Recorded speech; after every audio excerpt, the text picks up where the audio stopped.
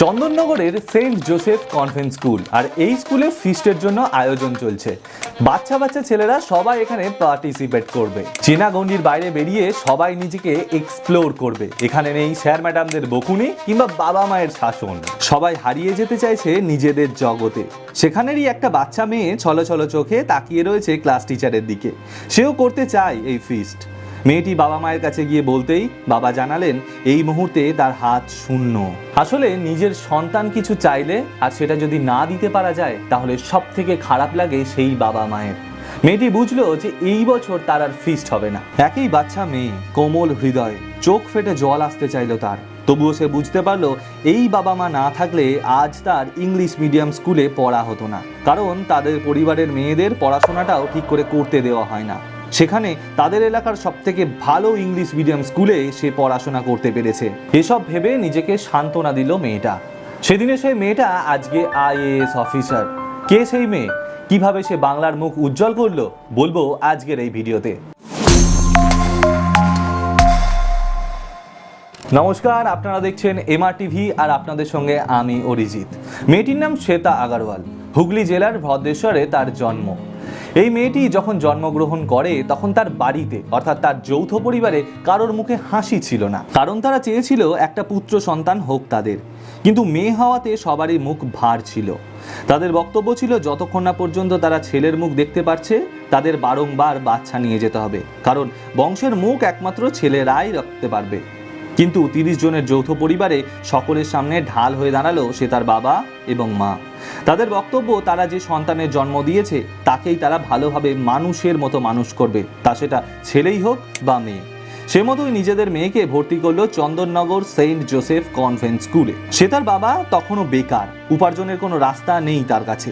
মেয়েকে পড়াশোনা করানোর জন্য তিনি দিন মজুরের কাজকেই বেছে নিলেন। মাসিক আয়ের টাকা থেকে কোনো রকমে আসে মেয়ের স্কুল ফিস 165 টাকা। কিন্তু শুধুমাত্র স্কুল ফিস জোগাড় করলেই তো হবে না, সেই সঙ্গে চাই বই, খাতা, পেন, প্রাইভেট টিউশন, সবই তো প্রয়োজন। সেটা যখন কোনো আত্মীয় বাড়ি যেত সেখানে সবাই ভালোবেসে তাকে কিছু টাকা দিত, মিষ্টি, চকলেট এসব খাওয়ার জন্য। সেটা সেই টাকা খরচ না করে বাড়ি এসে সেই টাকা তুলে দিত মায়ের হাতে। তার মা সেই টাকায় ব্যাগ, বই, খাতা কিনে দিত তাকে। আর তখনই চকলেট খাওয়ার টাকায় তৈরি হচ্ছিল এক উজ্জ্বল ভবিষ্যতের। আর একদিনের কথা বলি চলুন। পড়াশোনা সংক্রান্ত এক অফিসারের সই সংগ্রহ করতে স্থানীয় প্রশাসনিক ভবনে গিয়েছিল শ্বেতা। বাচ্চা মেয়ে দেখে তাকে তেমন কেউ পাত্তা দিচ্ছিল না। আপনাদের কারোর যদি সরকারি অফিসে যাওয়ার জন্য কোনো অভিজ্ঞতা হয়ে থাকে তাহলে আপনারা জানবেন যে কি চরম হয়রানির শিকার হতে হয় সেখানে গিয়ে। এক টেবিল থেকে আর এক টেবিল, একটা সই সংগ্রহ করতে কার্যত ক্লান্ত হয়ে যেতে হয় আচ্ছা মানুষকেও। সেখানে শ্বেতা তো একটা বাচ্চা মেয়ে, ফিরেও দেখলো না কেউ। সই পাওয়া তো অনেক দূরের কথা। সেদিনের শেষে চরম রাগ আর অভিমানে অফিসের ফ্লোর কাঁপিয়ে মেয়েটি চিৎকার করে উঠল, একদিন আমি তোমাদের DM হয়ে আসবো, সবাইকে চিনে রাখলাম, সেদিন দেখাবো। আর আমাকেও চিনে রাখো, আমার নাম শ্বেতা আগরওয়াল। সেদিনের হুঙ্কারে কিছুটা শঙ্কিত হয়েছিল সরকারি কর্মচারীরা। এতটা দৃঢ়ভাবে কেউ কখনো বলেনি তাদের। শ্বেতা তখনও জানতো না DM হতে গেলে ঠিক কতটা পরিশ্রম করতে হয়। আর আস্তে আস্তে স্কুলের গণ্ডি টপকে কলেজে পা রাখলো শ্বেতা। সেন্ট জেভিয়ার্স কলেজ থেকে অর্থনীতি নিয়ে পড়াশোনা করে ইউনিভার্সিটির সেরা স্টুডেন্ট হয় শ্বেতা। পড়াশোনা শেষ করে শ্বেতা চাকরি নিল এক বেসরকারি অফিসে। স্যালারি ভালো, অফিস ভালো, ব্যাস আর চিন্তা নেই। অভাবের দিন শেষ। বেশ কিছুদিন অফিস করলো শ্বেতা, কিন্তু যে বাঘ একবার রক্তের স্বাদ পেয়েছে সে কি আর অন্য কিছুতে ভুলতে চায়? পড়াশোনা করতে করতে শ্বেতার সঙ্গে বেশ কিছু সফল UPSC পড়ুয়ার পরিচয় হয়েছিল। তারা UPSCর ভুটটা মাথায় চাপিয়ে দিয়েছিল। সেই সঙ্গে ছোটবেলায় শ্বেতার বাড়ির খুব কাছে ছিল ভদ্রেশ্বর থানা। থানার পুলিশ অফিসারদের পরিধেয় ওই খাকি পোশাকের প্রতি টান তৈরি হয়েছিল সেই ছোটবেলা থেকেই। তাই IPS হওয়ার সুপ্ত বাসনা মনের কোণে ছিল। শ্বেতার মনে হলো তাকে যা হোক করে UPSC ক্লিয়ার করতেই হবে। কর্পোরেট অফিসে কাজ করতে করতে কার্যত হাঁপিয়ে যাওয়ার আগে কাজ ছেড়ে দিল শ্বেতা। অফিসের বস তাকে ডেকে 10 লক্ষ ছেলে মেয়ের মধ্যে 700 জন এই চাকরি পায় এই কথা বলল। সেই অনিশ্চিত জীবনের দিকে না গিয়ে একটা নিশ্চিত চাকরি ছেড়ে দেওয়া কি উচিত? শ্বেতার উত্তর ছিল যে আপনি কি করে জানলেন যে ওই 700 জনের মধ্যে আমি থাকবো না? সরাসরি নিজের চাকরি ছেড়ে দিয়ে আবার বাড়ি ফিরল শ্বেতা। একটা মেয়ে যে নিশ্চিত চাকরি পেয়ে ছেড়ে দিয়ে বাড়ি ফিরে এলে সমাজের লোকজন যা কিছু বলে সেগুলোই শুনতে হলো শ্বেতাকেও। শ্বেতা কিছুতেই কান দিল না। ইউপিএসসির জন্য পড়াশোনা শুরু করে দিল। কঠিন পরিশ্রম করে দিনের পর দিন লাঞ্ছনা, যন্ত্রণা, কটূক্তি সহ্য করতে হলো তাকে। বাড়ি থেকে আর পড়াশোনা করতেও দিল না যৌথ পরিবারের সদস্যরা, কারণ তাদের পরিবারের একটা মেয়েকে এত বছর বয়স পর্যন্ত রেখে দেওয়া যায় না। তার উপর শ্বেতা একটা চাকরি ছেড়ে দিয়ে বাড়িতে বসে আছে।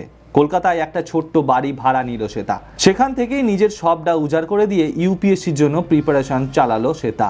সালটা 2015।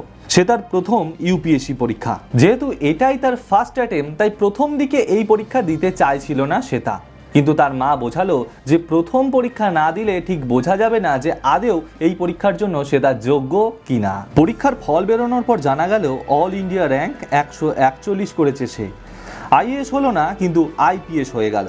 ছোটবেলা থেকে খাঁকির জন্য যে জার্নি তা সফল হলো, কিন্তু তখনও সরকারি অফিসের সেই জবাবটা দেওয়া বাকি। ছোটবেলায় যে অফিসে গলা ফাটিয়ে সংকল্প করে এসেছিল ডিএম হওয়ার জন্য, সেই অফিসে জবাব দেওয়া বাকি।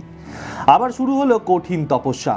আবারও পরীক্ষায় বসলো শ্বেতা। 2016 সালের 2টা মে যখন ইউপিএসসির ফল প্রকাশ হলো, তখন আনন্দে চোখের জল বাঁধ মানেনি মেয়েটার। শ্বেতার অল ইন্ডিয়া র্যাঙ্ক হলো 19। বিগত 10 বছরে 20-র নিচে নামেনি পশ্চিমবঙ্গের র্যাঙ্ক। আইএএস হয়ে সে যখন লাবাসনাতে পৌঁছালো, তখন তার বাবা মায়ের আর্থিক অবস্থার অনেকটা উন্নতি হয়েছে। তার সাফল্য পৌঁছালো এতটাই উঁচুতে যে তার পুরনো দিনের করা সেই অপমানগুলো আজ ম্লান হয়ে গেল। সে পেরেছে তার বাবা মাকে করা অপমানের যোগ্য জবাব দিতে। একটা সময় যারা তাকে একটা সই দিতে চায়নি, আজ তাদেরই আসতে হয় তার কাছে একটা সই পাবার আশায়। এমআরটিভি কুর্নিশ জানায় এরকম লড়াকু মহিলাকে। ভালো থাকবেন আপনি। চ্যানেলটিকে লাইক, শেয়ার, সাবস্ক্রাইব করে পাশে থাকা বেল আইকনটিকে প্রেস করে দেবেন। নমস্কার।